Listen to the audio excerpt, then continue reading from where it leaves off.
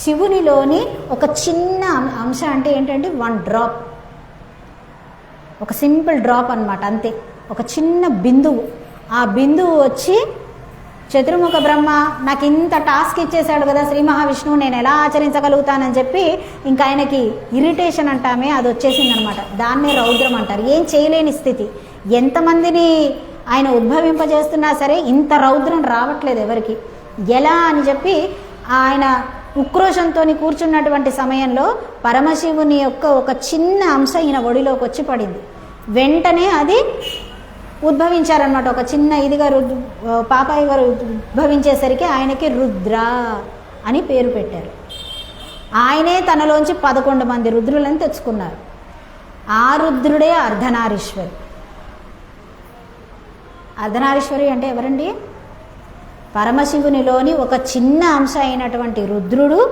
ఆ రుద్రుడిని చూసి, ఏమయ్యా నువ్వు నీ నుంచి శక్తిని సగాన్ని పక్కకి జరపగలవా, నీలో తపోశక్తిని అని అంటే, ఆ కుమారుడు అంటే ఎంతండి, బ్రహ్మకి చిన్నపిల్లవాడే కదా ఆయన, అప్పుడే పుట్టినటువంటి వాడు అంతంత ఎదిగి తన తపోశక్తిని అంతా ఒక పక్కకి జరిపేసుకుని, ఆ శక్తి అంటే ఎవరండి? స్త్రీ రూపమే కదా.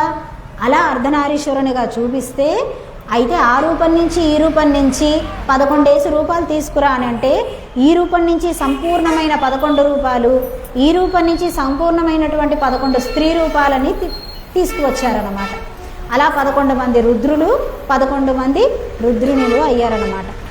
అది అలా వీరెప్పుడు కూడా యుద్ధంలో సహకరిస్తూ ఉంటారు. అలా ఈ రుద్రులలో 11 మంది రుద్రులలో ఒకానొక రుద్రునికి కొన్ని సంశయాలు వచ్చాయి. ఎందుకంటే సంహారం చేసేది ఆ రుద్రుడే కదా, అందుకని ఆయనకు చాలా సంశయాలు వచ్చాయి. సంహారం చేయాల్సి వచ్చినప్పుడల్లా సరే మన దగ్గరికే కదా రావాలి. ఏమిటి మానవులకి కర్మ ఏంటి, వీళ్ళు ఏమిటి ఇలా ఉంటారు? ఎందుకంటే వాళ్ళకి మన సమస్యలు వాళ్ళకి ఉంటాయి, కానీ మన లైఫ్ చాలా చిన్నదండి, వాళ్ళ లైఫ్ చాలా ఎక్కువ. ఇంద్రుడు తప్పు చేశాడండి, ఇంద్రుడు తప్పు చేశాడు కదా అని మనం తప్పు చేయాలంటే కుదరదండి. అందుకనే జాగ్రత్త పడు అని చెప్పారు. ఇంద్రుడే చేశాడు, నేను చేస్తా అంటే ఇంద్రుడికి అంగాన్ని ఖండం చేసి పారేశారు. దానికి అక్కడ తపస్సులు చేసుకొని దానికే 1000 సంవత్సరాలు తపస్సులు చేసుకున్నారు. మనకి జీవితం ఉన్నదే 100 సంవత్సరాలు. ఇందులో తపస్సులు ఎక్కడ చేయాలి, ఎక్కడ తిప్పలు పడాలి, ఏం చెయ్యాలి? అందుకని తప్పే చెయ్యకురా నాయన అని చెప్పారనమాట. అది అంతే తప్ప ఆడు చేశాడుగా నేను చేస్తానంటే వాడికి బోల్డంత జీవితకాలం ఉంది, మనకి లేదు. మన జీవితకాలం తక్కువ ఉన్నా సరే దేవతలు సైతం ఈర్ష్యపడేటటువంటి జీవితం మనదనమాట. అది అందుకని హాయిగా బతకరా అని చెప్పారు. ఇక ఆ రుద్రుడు వచ్చి కొన్ని సందేహాలను అడిగారనమాట. అలా అడిగితే ఆయనతో పాటు చతుర్ముఖ బ్రహ్మకు కూడా ఈ విషయాలు తెలిసాయట. అలా వారిరువురికి తెలిసినటువంటి విషయాలని తర్వాత చతుర్ముఖ బ్రహ్మ ఏం చేశారండి, వ్యాసునికి అనుగ్రహించారు. వ్యాసుల వారు రోమహర్షునికి అనుగ్రహించారు, అంటే సూతునికి అనమాట. ఆ సూతుల వారు ఏం చేశారండి, ఇలా బద్రికాశ్రమం నుంచి బద్రికాశ్రమంలో సూతునికి అనుగ్రహించడం జరిగింది. వ్యాసుల వారు ఈ సూత మహర్షి బద్రికాశ్రమానికి వెళ్ళినప్పుడు అక్కడ ఈ విషయాలన్నింటినీ చెప్పారట. ఆ తర్వాత సూతుల వారు ఎక్కడికి వచ్చారు, ఇప్పుడు నైమిషారణ్యానికి వచ్చారు. ఇప్పుడు శౌనకాదిములకు అందరికీ ఈ విషయాలు చెప్తే వారందరూ కూడా దాన్ని గ్రంథస్థం చేసుకుంటా, అంటే వాళ్ళ శిష్యులకు అందరికీ చెబుతూ ఇలా మన దాకా వచ్చినదనమాట. ఇక రెండవది, మళ్ళీ గరుత్మంతుల వారికి కొన్ని సందేహాలు వచ్చాయి. కొన్నేంటి, ఈయనకు చాలా సందేహాలు వచ్చేసాయి. వచ్చినప్పుడు ఆయన వెళ్ళి శ్రీ మహావిష్ణువుని అడిగితే శ్రీ మహావిష్ణువు ఏం చెప్పారు, ఒకానొక సమయంలో రుద్రుడు కూడా ఈ విషయాలను అడిగాడు నన్ను, కానీ రుద్రుడి కన్నా ఎక్కువ సంశయాలు నీకు ఉన్నాయా అని చెప్పి రుద్రుడు అడిగినటువంటి సందేహాలను గరుత్మంతుడు అడిగినటువంటి సందేహాలను కూడా తీసుకొని గరుత్మంతునికి అన్ని సవివరంగా చెప్పడం జరిగినదనమాట. ఆ తర్వాత గరుత్మంతుల వారు కశ్యప ప్రజాపతికి, అంటే తన తండ్రికి, గరుత్మంతుడు ఎవరండి, పుత్రుడు, కశ్యపుడు ఎవరండి, తండ్రి, వెళ్ళి తండ్రికి ఈ విషయాలు చెప్తే, అవునా నాకు ఈ విషయాలు తెలియదు సుమా, ఎన్ని గొప్ప విషయాలు తెలుసుకొని వచ్చావు నువ్వు అని చెప్పి ఎంతో కీర్తించారట. మనం ఏం చేస్తామండి, పిల్లాడివి నువ్వు, నీకేం తెలుసు, పక్కన కూర్చో, నువ్వేం నా చెప్పక్కర్లేనా తెలుసా అంటాం కదా. కశ్యప ప్రజాపతి ఆ మాట అనలేదండి. అనకుండా ఆయన దగ్గర నుంచి విషయాలను తెలుసుకొని కశ్యప ప్రజాపతి మళ్ళీ తన శిష్యులకి, ఆ శిష్యులు ఇంకో శిష్యులకి అలా అలా అలా అలా అలా వెళ్ళి ఈ భూమి మీదికి పలు పలు విధాలుగా ఈ గరుడ మహాపురాణం అనేటటువంటిది వచ్చి చేరినదనమాట. ఇక ఈ సూత మహర్షి వచ్చి వీళ్ళకందరికీ కూడా కథాశ్రవణం యందు ఆసక్తి ఉన్నది కదా, అవి స్వర్గప్రాప్తి ఎలా జరుగుతుంది అనేటటువంటి మీ దగ్గర చాలా పురాణాలు విన్నాం.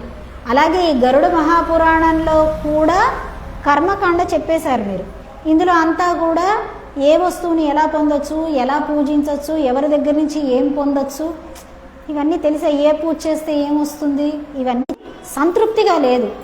ఎందుకంటే పుణ్యం ఎలా చెయ్యాలో తెలుస్తూనే ఉన్నది.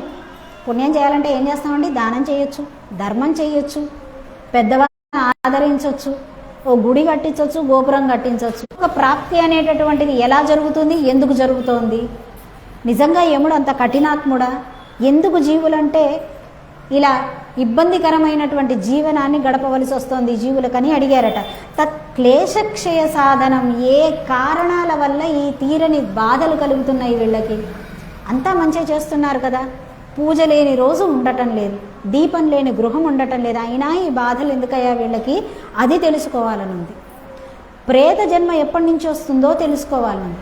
ఈ ప్రేతకి మోక్షం ఎప్పుడు వస్తుందో తెలుసుకోవాలనుంది. ఏ ఏ పుణ్యకార్యాలు చేస్తే ఈ నికృష్ట జన్మ అంటే ప్రేత జన్మ, ప్రేత జన్మ చాలా భయంకరమైనటువంటి జన్మ అండి. శత్రువుకి కూడా ప్రేత జన్మ రాకూడదు. వాడు అవసరమైతే పాపం చేస్తే నరకంలో 4 బాధలు అనుభవించి మళ్ళీ చీమగానో దోమగానో ఇంకోటిగానో మరొకటిగానో జన్మించాలని కోరుకోవాలి తప్ప ప్రేత జన్మ ఎవ్వరికీ రాకూడదు. వాళ్ళు ఎవరికి కనిపించరు, వాళ్ళు చెప్దామన్నా యువతల వాళ్ళకి వినిపించదు. ఎంతో ఆకలేస్తూ ఉంటుంది, కళ్ళకి ఎదురుకుండా అన్నీ కనిపిస్తాయి, ఏదీ తినలేదు, భయంకరమైన పరిస్థితులు ఉంటాయి అన్నమాట. అందుకని ఈ నికృష్ట జన్మ నుంచి మోక్షం ఎలా వస్తుందయ్యా వాళ్ళకి? మాకు అవన్నీ తెలుసుకోవాలని ఉంది అని చెప్పి అన్నారట.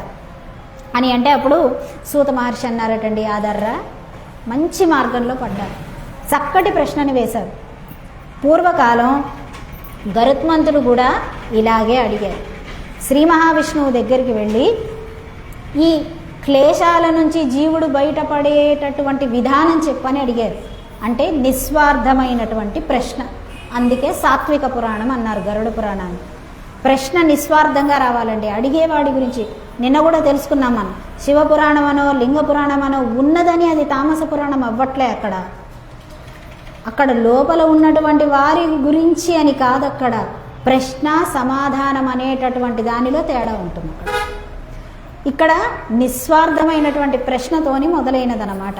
అందుకని స్వామివారు అన్నారట, కదాచిత్ సుఖమాసీనం వైకుంఠే శ్రీహరిం గురుం. ఎలా అండి? ఒక గురువుగా, ఒక శిష్యునిగా ఈయన కూర్చుంటే ఒక గురు స్థానంలో, ఆచార్య స్థానంలో ఉన్నాడా అన్న విధంగా శ్రీ మహావిష్ణువు చక్కగా ఆ వైకుంఠంలో ఆదిశేషువు మీద కూర్చొని, అంతసేపు పడుకొని ఉన్నవాడు కాస్త ఇప్పుడు ఎలా ఉన్నాడండి? వెంటనే కూర్చున్నారు. ఎందుకు?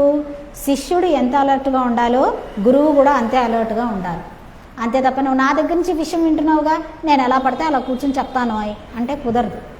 జిజ్ఞాస ఇక్కడ కూడా ఉండాలి. ఉంటేనే వానికి వినాలనిపిస్తుంది అన్నమాట.